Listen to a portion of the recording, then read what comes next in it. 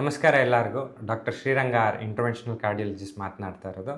ಇವತ್ತೆಲ್ಲರಿಗೂ ಕಣ್ ತೆರೆಯುವಂಥದ್ದು ಒಂದು ಕೇಸ್ ಬಗ್ಗೆ ಮಾತಾಡ್ತೀನಿ. ಯಾರ್ಯಾರು ಮೆಡಿಕಲ್ ಸ್ಟೋರ್ಗೆ ಹೋಗ್ಬಿಟ್ಟು ಆ್ಯಂಟಿಬಯೋಟಿಕ್ನ ಒಳ್ಳೆ ಪೆಪ್ಪರ್ಮೆಂಟ್ ಥರ ತೊಗೊಳ್ತಾ ಇದ್ದೀರೋ ಅವ್ರಿಗೆಲ್ಲ ಕಣ್ ತೆರೆಯುವಂಥ ಘಟನೆ. 16ರಿಂದ 18 ವರ್ಷದ ಹುಡುಗ ಒಬ್ಬ ಬಂದು ಕೆಮ್ಮು ಕಫ ಜ್ವರ ಅಂತ ಹೋಗ್ಬಿಟ್ಟು ಮೆಡಿಕಲ್ ಸ್ಟೋರಲ್ಲಿ ಓವರ್ ದ ಕೌಂಟರ್ ಆ್ಯಂಟಿಬಯೋಟಿಕ್ಸ್ ತೊಗೊಳ್ತಾನೆ.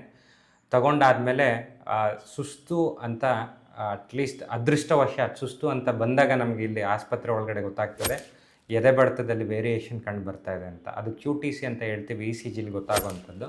ಕೆಲವಾರು ಆ್ಯಂಟಿಬಯೋಟಿಕ್ಸಲ್ಲಿ ಅದನ್ನು ತಗೊಂಡ ಕ್ಯೂ ಟಿ ಸಿ ದೊಡ್ಡದಾಯಿತು ಅಂತಂದರೆ ಹಾರ್ಟಿಗೆ ಫಿಟ್ಸ್ ಬಂದುಬಿಟ್ಟು ಇಮ್ಮಿಡಿಯೇಟಾಗಿ ಜೀವ ಹೋಗೋ ಚಾನ್ಸಸ್ ಇರುತ್ತೆ. ಸೊ ಫಾರ್ಚುನೇಟಾಗಿ ಆಸ್ಪತ್ರೆ ಒಳಗಡೆ ಬಂದಾಗ ಇ ಸಿ ಜಿ ಮಾಡಿ ನೋಡಿದಾಗ ಅದರಲ್ಲಿ ಕ್ಯೂ ಟಿ ಸಿ ಪ್ರೊಲಾಂಗ್ ಆಗಿರುತ್ತೆ. ಅದಕ್ಕೋಸ್ಕರ ಎದೆ ಬಡಿತ ನಿಧಾನ ಆದಾಗೆಲ್ಲ ಸಡನ್ನಾಗಿ ಹಾರ್ಟಿಗೆ ಫಿಟ್ಸ್ ಬರ್ತಾಯಿತ್ತು ಆ ಪೇಷಂಟಿಗೆ. ಸೊ ಪೇಸ್ ಮೇಕರ್ ಹಾಕ್ಬಿಟ್ಟು 3ರಿಂದ 4 ದಿನ ಮೈಯಿಂದ ಹೊರಗಡೆ ಹೋಗೋವರೆಗೂ ಆ್ಯಂಟಿಬಯೋಟಿಕ್ ಹೊರಗಡೆ ತೆಗಿಯೋವರೆಗೂ ಕಾದ್ಬಿಟ್ಟು ಅದಾದಮೇಲೆ ಪೇಸ್ ಮೇಕರ್ ಹೊರಗಡೆ ತೆಗೆದು ಡಿಸ್ಚಾರ್ಜ್ ಮಾಡಿ ಚೆನ್ನಾಗಿ ಕಳಿಸಿದ್ದೀವಿ. ಬಟ್ ಏನು ಇಂಪಾರ್ಟೆಂಟ್ ಇಲ್ಲಿ ಅಂತ ಅಂದರೆ ಅಟ್ಲೀಸ್ಟ್ ಒಬ್ಬರು ಕ್ಲಿನಿಷಿಯನ್ ಹೇಳದೇವರೆಗೂ ಆ್ಯಂಟಿಬಯೋಟಿಕ್ಸ್ನ ಹೊರಗಡೆ ಹೋಗ್ಬಿಟ್ಟು ಬೇಕಂದಲ್ಲಿ ತಗೊಳ್ಬೇಡಿ. ಅದು ಪೆಪ್ಪರ್ಮೆಂಟು ಚಾಕ್ಲೇಟು ಅಲ್ಲ, ಅದು ರೆಗ್ಯುಲೇಟೆಡ್ ಮೆಡಿಸಿನ್ಸ್ ಇರುತ್ತೆ.